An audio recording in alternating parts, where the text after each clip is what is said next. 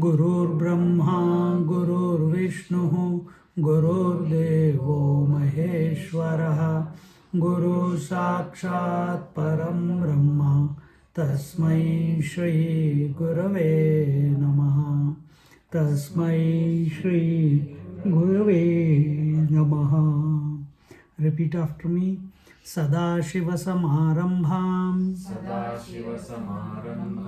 शङ्कराचार्यमध्यमाम्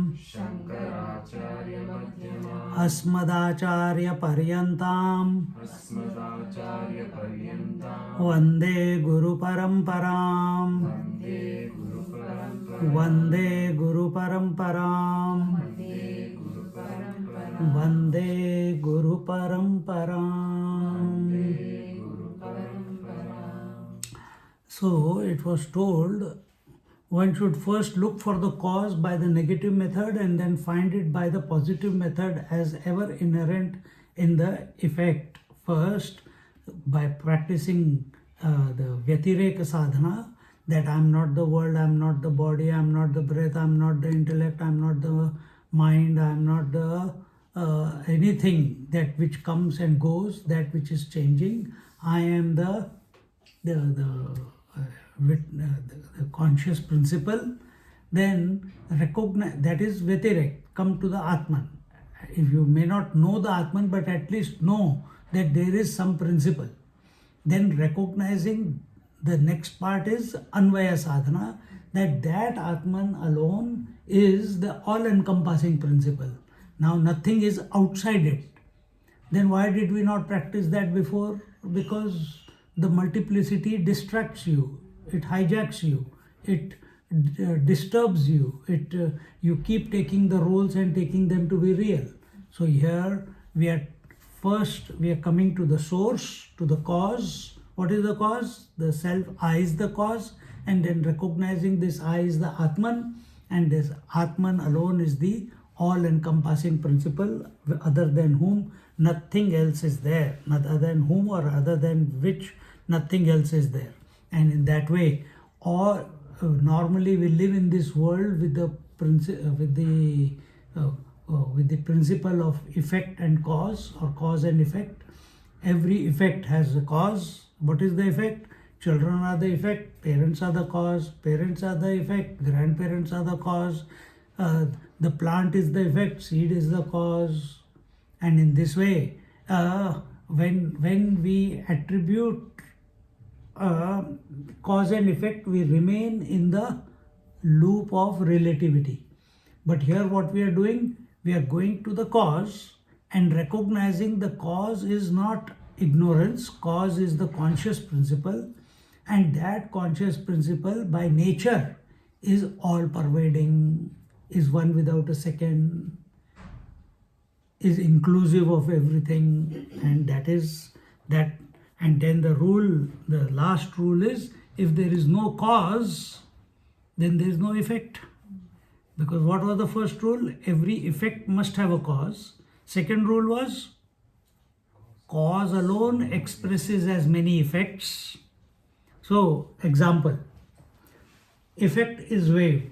What is the cause? Ocean. So, every wave must have a cause called ocean. Second rule, cause alone expresses as many effects.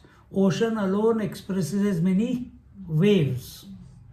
But when the wave goes to look for the cause, the ocean goes inside, it does not find ocean because it can't find the parameters, the form it cannot find. Then where does it end up? It ends up in water. So the cause goes away and it discovers that it is water. From water's point of view, there is no ocean and there is no wave. Or all the oceans and all the waves are included in the water.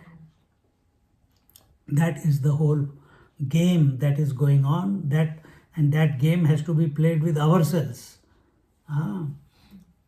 Repeat. Karye hi karanam pashyet, karye hi karanam pashyet, पश्चात् कार्यं विसर्जयेत्, पश्चात् कार्यं विसर्जयेत्, कारणत्वं ततो गच्छेत्, कारणत्वं ततो गच्छेत्, अवशिष्टं भवेन्मुनिः, अवशिष्टं भवेन्मुनिः. One should verily see the cause in the effect and then dismiss the effect altogether, and then what then remains the sage himself becomes. So even that also. So that cause, you are the atman is the cause, and you recognize that you are the cause, and thereafter stop giving credence, value, importance to all the names and forms, all the multiplicity. Develop that I. What is, it's okay. She's not sleeping. Develop that I. Develop that vision. Just like you have developed the vision to see yourself as father, mother, daughter, sister, when you come to a satsang, we tell you, recognize yourself as a man or a woman. Drop the roles. Easily said, but you have to do that. But you do, you have the data. You are a father, mother, daughter, sister. You're playing the various roles in the dream, but when you wake up, you drop the roles, don't you? Then how come you are finding it so difficult in the waking plane to drop the roles? Even we go to the work and we bring the work, the role of an employee back home also. Or we take the role of a husband or wife to the work also. There we are continuing, keep thinking. So think wholesomely, then only you can come to such conclusions. When both cause and effect have disappeared, one can naturally conclude that the only it can be that only shunya or void is left behind. That is not the conclusion that we want. But then what is it? That then we have to see that that when everything is negated, we have programmed our mind in such a way that the mind, instead of seeing shunyata, void, instead of seeing that and the absence of everything, comes to the conclusion that the self is everything. This conviction, this last thought, is what determines what your experience is going to be. See? So that is why satsang is important. And so, when the causality has been negated, what is beyond all negation is not the causality is negated. Everything is, all the effects have been negated. Then what lies beyond that? It's only the self. And who is that self? The one who was inquiring, he alone in his essence remains there. And in this way, this is the ultimate reality. This is the way one must contemplate and come to the correct conclusion. Bhavitam tivra vegena yadvastu nishchayatmana पुमांस्तद्धि भवेत् शीघ्रं ज्ञेयं भ्रमरकीटवत्. A person who meditates upon a thing with great conviction and commitment becomes that very thing, I have said. And then this may be understood from the illustration of the wasp and the worm. So I have told you many times that a person who is, now we went to France. Now this young man what? He's in his late 40s and mid 40s, 48. And he is he doesn't know Tamil, but he listens to Tamil songs. He listens because there are a lot of Tamil songs about Raman Maharishi. He listens to Sanskrit chantings and he chants them. He's chanting Sanskrit. He doesn't know the meaning. He's chanting the Tamil songs about Ramana Maharishi. He doesn't know the meaning. But he has just listen, keep perfecting, and the tune, the intonations, everything is learning. And so many things he was singing there. How? In last 5-6 years he has done that. So another person who keeps, like another girl I know in Melbourne, she used to watch Hindi movies. Watching Hindi movies, she no translation from anyone, just seeing the scenes, understanding what they must be saying. She learned Hindi.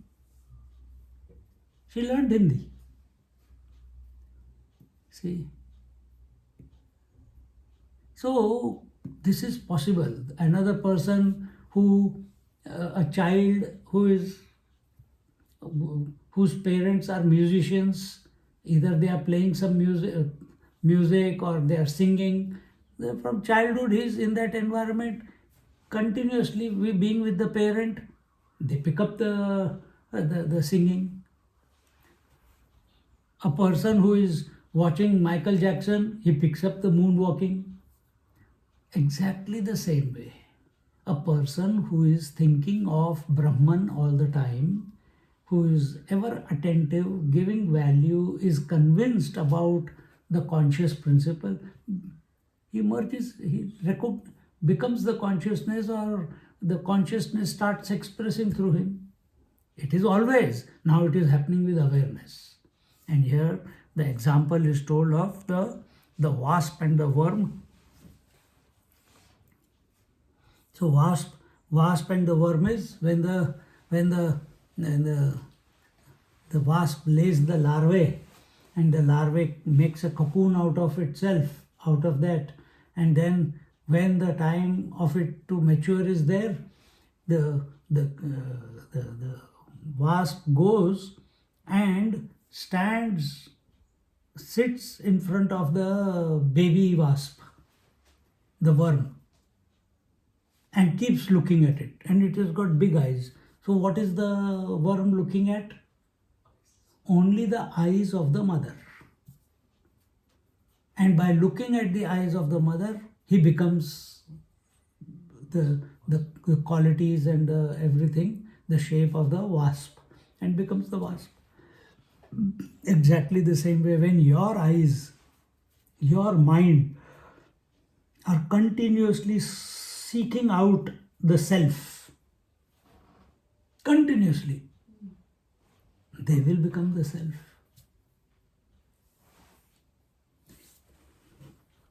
So if a person meditates upon Brahman with all his mind, exclusively, not getting distracted by anything, he will become Brahman, or he will merge into Brahman, or Brahman will start expressing through him. It's only question of time. We have to spend that time. Give that time to ourselves. Adrishyam bhava rupancha sarvameva chidatmakam savadhanataya nityam swatmanam bhavayed buddha. The wise man, Buddha, the wise man should always think with great care about what he should think. He should think about the father, mother, children, survival, insurance paid or not. Then what he should think? So the wise man should always think with great care. With what is that? Of the invisible and visible. So what is invisible is the space. outside and inside. And the visible is the waking and dream. Invisible is the deep sleep. Take it that way. So that invisible and visible and everything else, he should consider it as his own self. This is the care that he has to take. And it requires some time of solitude. You can't go through the life also and do it, not a problem. But you can be attentive of the self during your daily routine, but in the night or in the morning, sometime you have to put that all your attention towards that, because you have built it up during the day, and sit in solitude with yourself. And in this way, and this self, that I am the source, if I am not there, I will not see the world. But you will say, oh, the world is still there even if I am not there. For whom? For whom? For other people. But their way, what they are looking at the world is totally different to how you are looking at the world. So your vision of the world is absolutely unique. But and that uniqueness is because of you. If you get out of the way, then the world that you are seeing is not there. What he dreams is not what your dream is. What your dream is not his dream. Even dream is different. So how can waking be same? So in this way, the wise should with great care think about that all the moving and unmoving world, visible and invisible world, sentient and insentient world, everything is pervaded by the self, and that self is the consciousness that I am. This conclusion, with this bhava, the wise people think. Otherwise people, what do they think? They think, I am the doer, I am the survivor, I am the seer, I am the hearer, I am the thinker, and get out of that mindset. Satsang is the place where your mindset is overhauled, goes through a servicing. Drishyam hyadrishyatam nitva, drishyam hyadrishyatam nitva, brahmakarena chintayet, brahmakarena chintayet, vidwan nitya sukhe tishthed, vidwan nitya sukhe tishthed, dhiya chidrasa purnaya, dhiya chidrasa purnaya. Having reduced the visible to the invisible, the wise should think of the universe as one with Brahman. What is visible to the invisible? Don't you change? What is visible for you? What is visible? Waking and dream is visible, isn't it? One is gross visible, one is subtle visible. What have you turned it into? Shunya, into zero. Where do you turn it into zero? In sleep. That is what is said. Having reduced the visible and to the invisible, the wise should think of the universe as one with Brahman, rather than thinking that the visible has merged into the invisible. You recognize that the visible and invisible both are coming out of you alone. You are the just like see, visible is what? Day.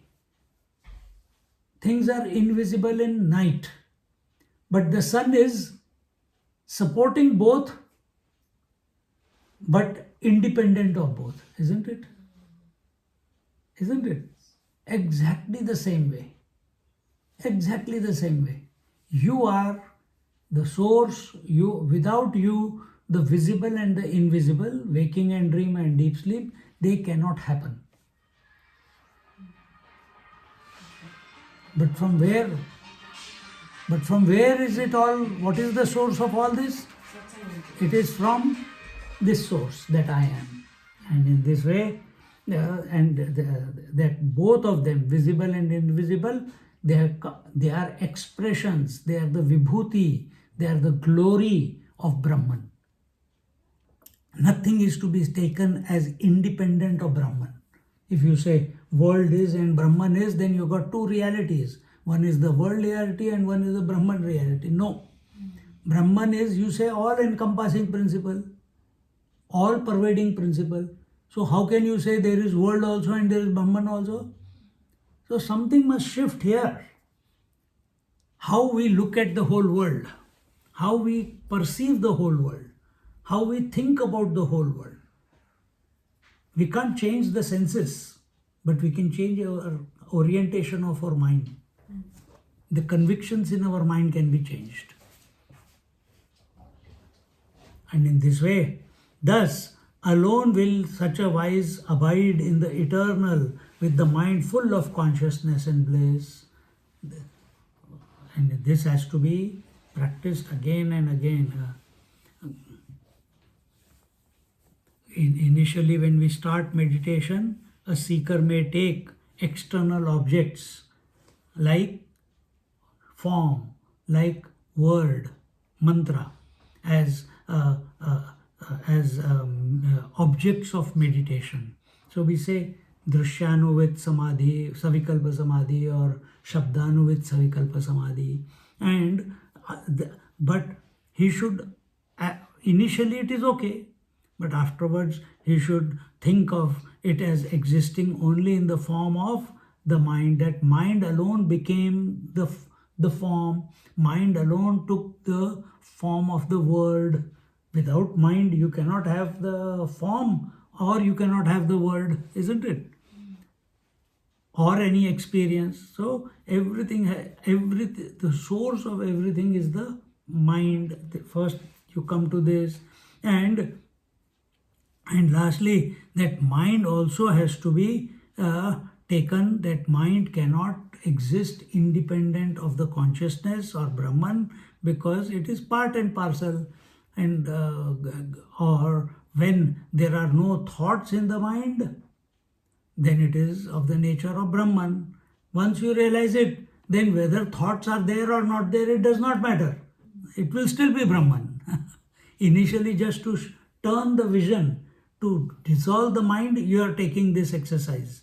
And in this way, then alone, who has done this from the visible world to the invisible, to the mind, and from the mind to the Brahman or consciousness, such he who has brought this laya, he who is able to absorb the gross into the subtle, subtle into the causal, and causal and recognize the causal cause to be the eternal Brahman, such a person alone can be declared as wise. Such a person alone can be declared as having reached the highest goal. Otherwise, so catch these are different meditations. You can practice themselves. This is called nididhyasanam. Ebhirangai samayuktau raja yoga udahrutaha kinchit pakvakashayanam hatayogena sanyutaha. Thus has been described the Raja Yoga, consisting of these steps mentioned above. In the beginning, what was told? Jnana Yoga. Straight away. But this is Atma. But if you find that it is not, because we found that there were some distractions, there were some obstacles on the path of absorption, for that to nullify the obstacles, you practice Raja Yoga. And Raja Yoga has got nothing. Raja Yoga is various practices by which you absorb the gross into the subtle, subtle into the ultimate cause. That is Raja Yoga. And then in that what happens? You come to see the cause, the Brahman, the ultimate absolute cause as the all-pervading principle.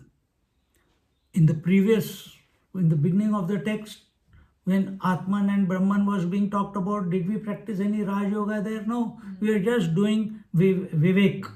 We are just doing Nitya Vivek. What is eternal, what is continuous, and what is non-eternal or what is changing. This is all we are doing. But some people are not able to do it. They need to slowly wean away from the world. And this was Raj Yoga meant for that purpose. Systematically holding on to something initially and then letting it go or dissolving it into the cause. And this way, thus has been described Raj Yoga consisting of these steps. How many? 15 steps were there. And with this is to be combined Hatha Yoga for benefit of those whose worldly desires are partially dissolved. So those people who find they understand everything and it is not clicking, for them a little bit of Raja Yoga, which is basically the mental preparation, and Hatha Yoga, which is the physical preparation. And do it a little bit and help yourself. No, I am to think in your mind, I am a jnani, I am an intellectual, and continuously thinking about children, continuously thinking about disease, continuously thinking about food. What intellectual you are? See?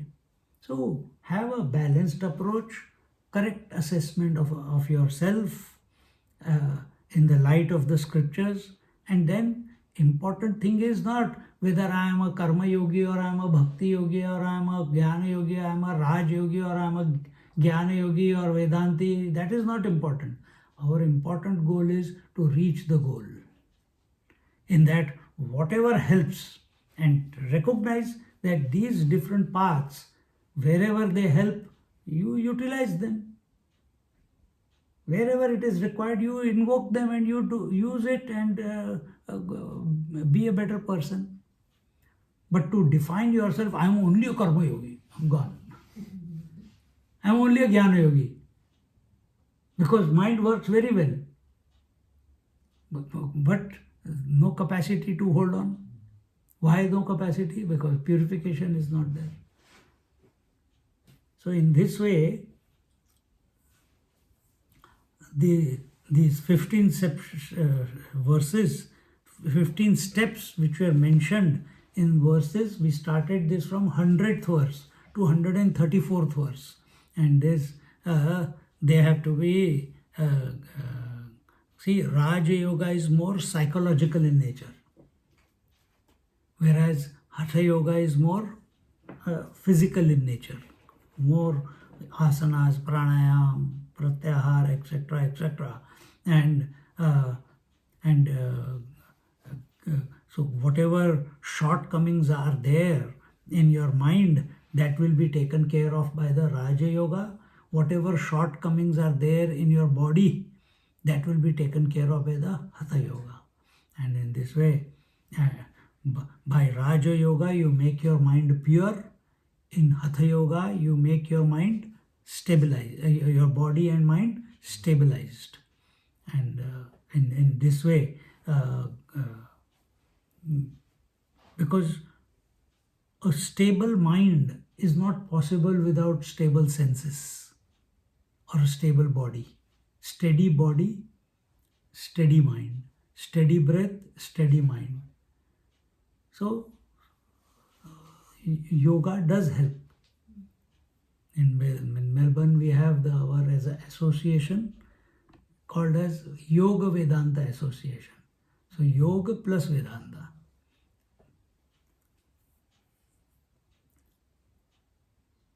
And therefore, for a beginner, the Hatha Yoga is very helpful initially. I also practiced.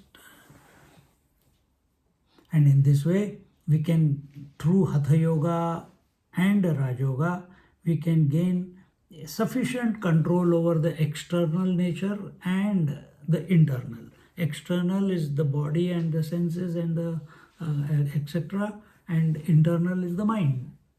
And when both of them are sufficiently under control, we are not saying 100% control. 100% control by doing something you can never bring about. Sufficient control so that in that steady body and in that quiet mind, you are able to think what the verses were talking about before. You can contemplate on the consciousness. And in this way,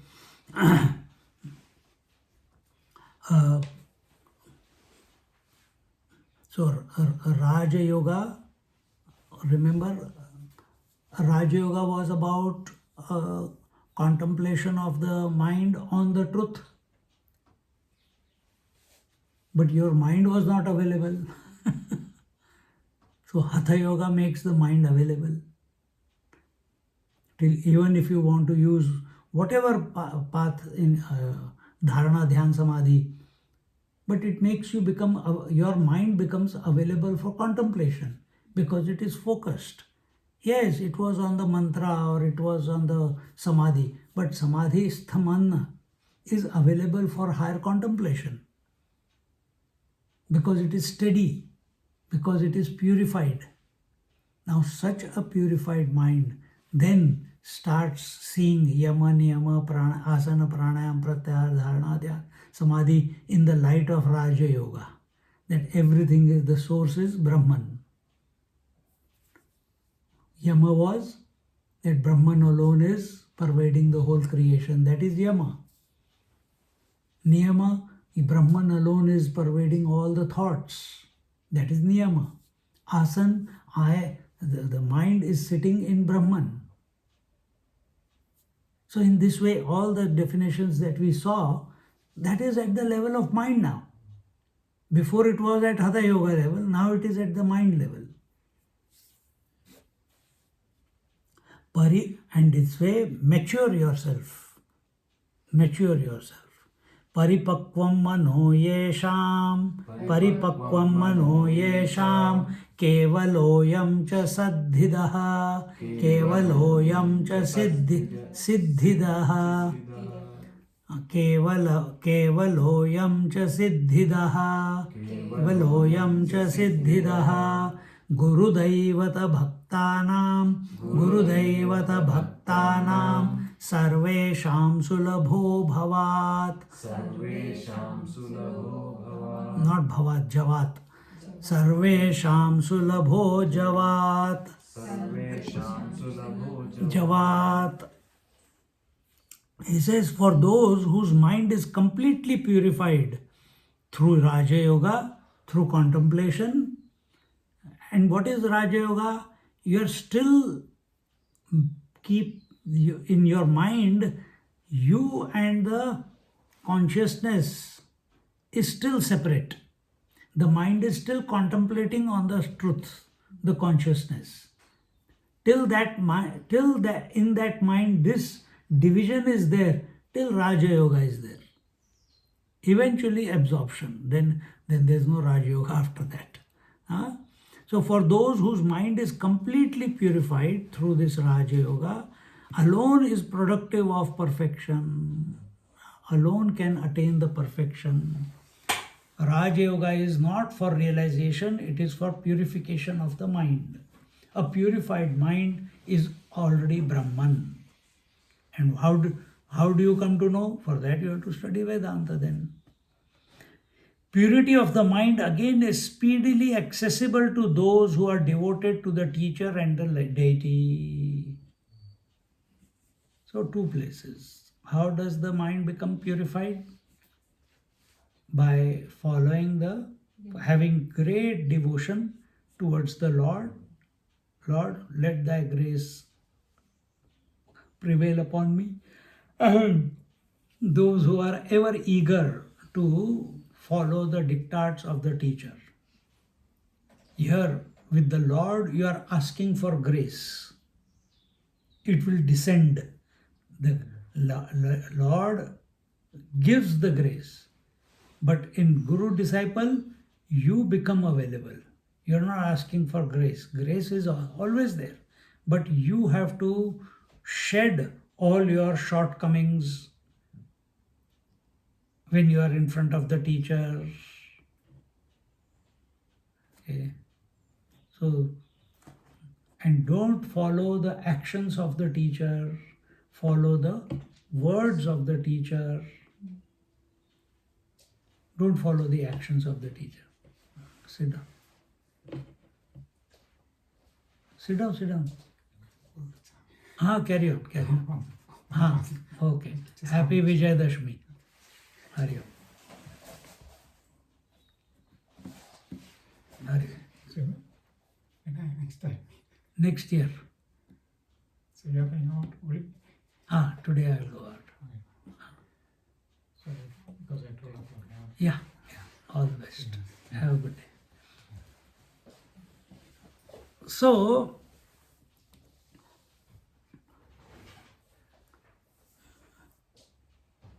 your mind is available to both, to the teacher as well as to the Lord.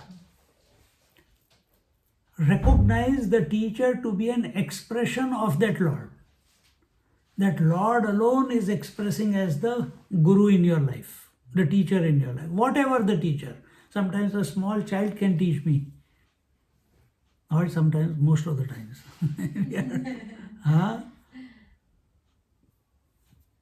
See? And one is this way, that the Lord Himself is appearing as the teacher in our life. Second, the teacher, the consciousness that teacher is, I am the same consciousness. This continuous interaction with the teacher makes us like that worm and the wasp. So you are so at one ment with the teacher that because he is physical, he is in front of you, you can ask questions. God, you cannot ask questions. You are available, He can correct you. God corrects you, but you are not available because you don't know, I should listen to this voice or I should not listen to this voice from inside. This is our conundrum. So when Guru, teacher from outside tells you, you cannot say that you didn't tell me. He will say, I told you, you didn't do it. So be available, be accessible. Being available means you are there 100% for the teacher. 100% means that you are available to his teachings. You are available to the cause. Cause is what? Whatever he wants. He wants a gulab jamun, give it gulab jamun. Then don't say, oh, my teacher loves gulab jamun and I should also love gulab jamun. That is wrong conclusion. Oh, but my teacher loves gulab jamun and he eats pizza. What type of teacher he is? I don't think he's a pakka teacher. Again, wrong conclusion. Your attention is on the actions. Your attention must be on the teachings. Our attention should be on the teachings. But majority of the times we get distracted by the actions and we start judging. So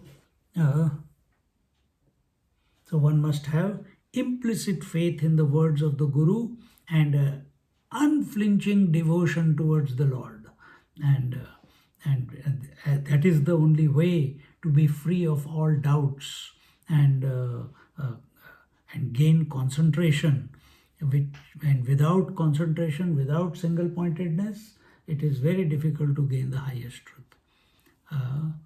And that comes from Guru and Govind. So live your life in that way. Devotion to the Lord and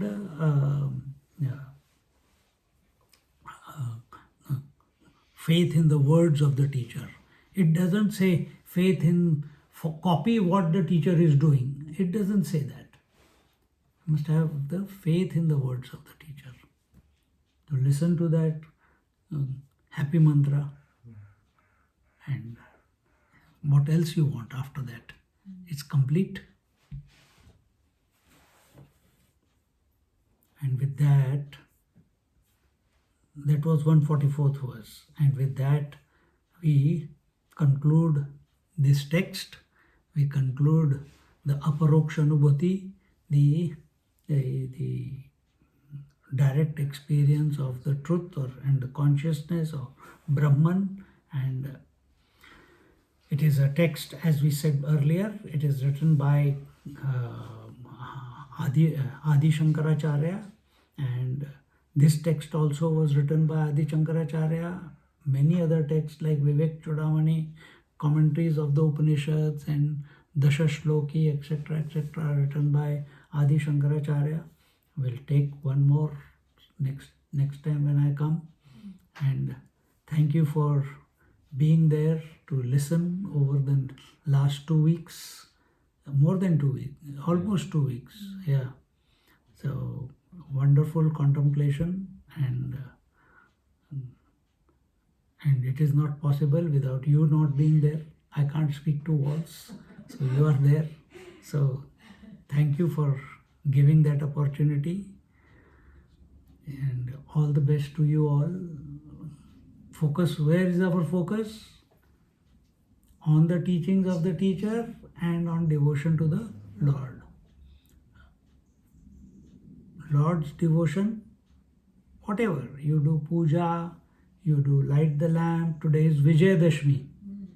What is Vijayadashmi? Where you give up your animal nature and recognize you are divine.